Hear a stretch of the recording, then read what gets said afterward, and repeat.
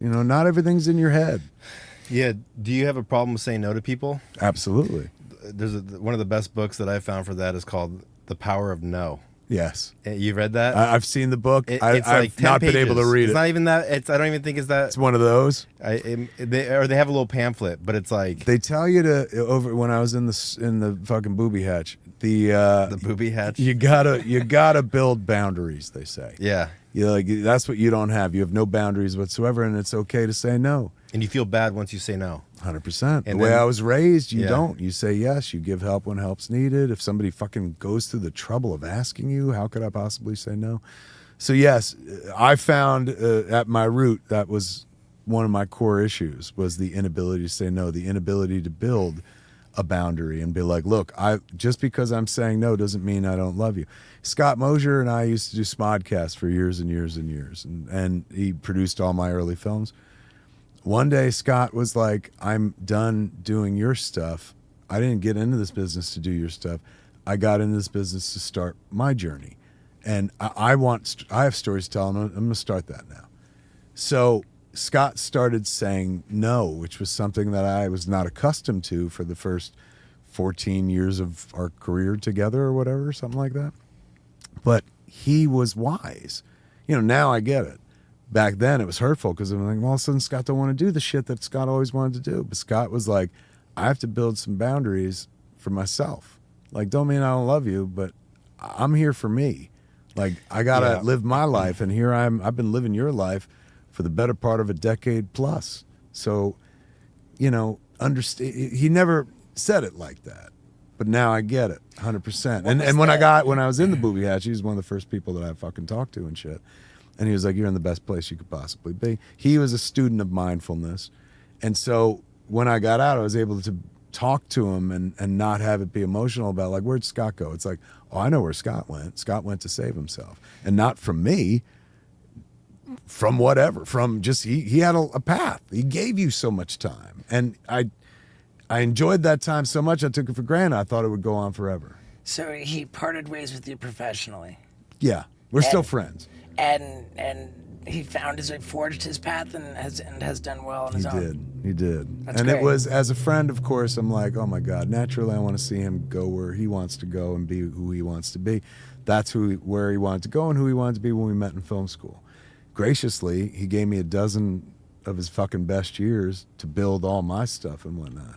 But when he went, naturally, I couldn't see that. I couldn't see, well, now it's his time. I mean, I would say that on the surface. Hey, man, Scott helped me. Now it's time for Scott to help Scott. But inside, I was like, why did he fucking go? Now I understand. Motherfucker had to build a boundary. Otherwise, I would have used them all up. Just because you love a person don't mean you can't say no to that person. Mm-hmm. And I've fundamentally, my entire life, had an inability to say no. It makes you very beloved, but it also uses you up. And people don't intend to use you up. I'm not saying people are evil and they're trying to suck you dry like a vampire and shit, but if you're doing for everybody and you're never doing for yourself, something's going to give. Now, in my head, I was like, well, I'm able to do for all these people because I've always done for myself. Because selfishly, I've made a movie, and selfishly, my life is about me and stuff like that. And so because of the Catholic guilt and whatnot of succeeding early at a young age, naturally, you want to fucking share the wealth and you want to take care of everybody else. Does your wife benefit from this? Well, fuck yes.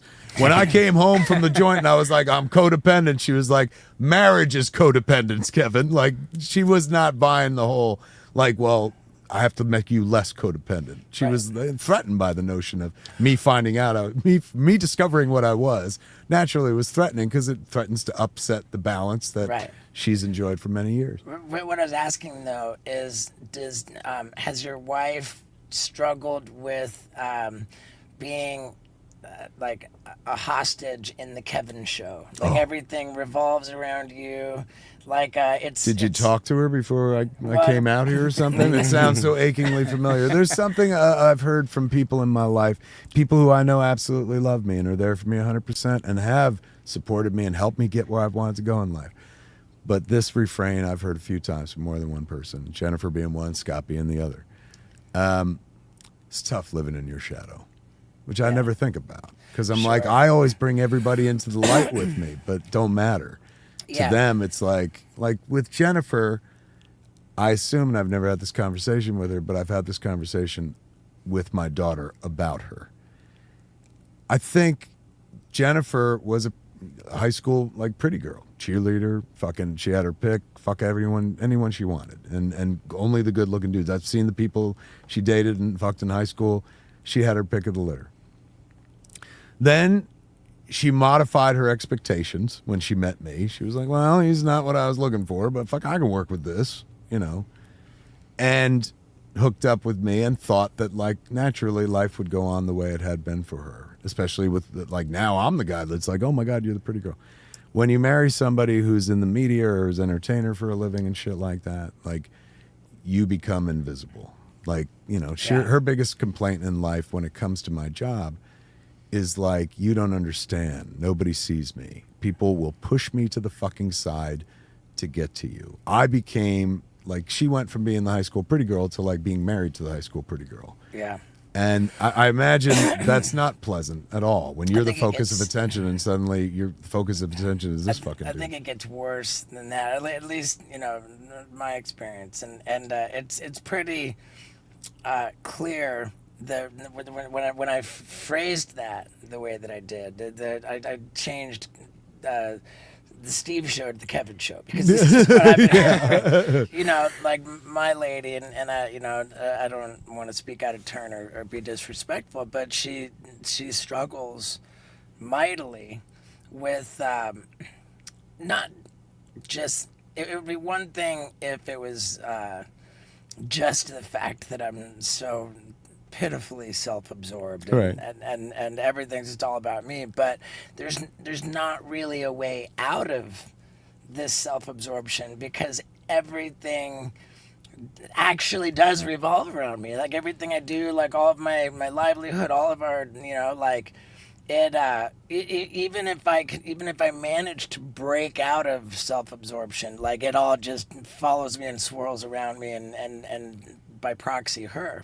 We can be exhausting to know, and not intentionally. Like, there are people who are exhausting to know because, you know, they like being irritating. That's their kink, whatever the fuck. We're just exhausting to know because of the absorption. Yeah. You put it that way. I always describe it as like, I live with my head up my own ass. Like, that's, I don't know which one's worse. That's how we pay for everything. Like, and so you have a defense at a certain point, because you're like, look, if I'm not thinking about me all the time, like, I don't know how we eat. Right. But still, you know, some balance would be nice. And sometimes it's hard to find that balance. Now, I don't make it about me personally, right? Like, when we're not working, when I'm not at work, it's all about her. Overcompensation, where she is the most important person in our world. And she is to me. But, you know, I am the financial driver, and it's not like, hey, I've got a good job. My job, what I get rewarded for from financial remuneration, is just literally for being me. And, you know, that's means that every waking moment of my business day, I'm talking about me. And I, you know, you could see that would get exhausting. That's the next title of your book, a self-absorbed people pleaser. It's true. How does that work? That's true. I mean, it's basically, it's like being a meat-eating vegan. Like, these things should fucking cancel themselves out, but for some reason they don't. That's funny. It is, yeah, man. It's, you know, we're very easy people to be with in terms of being a provider.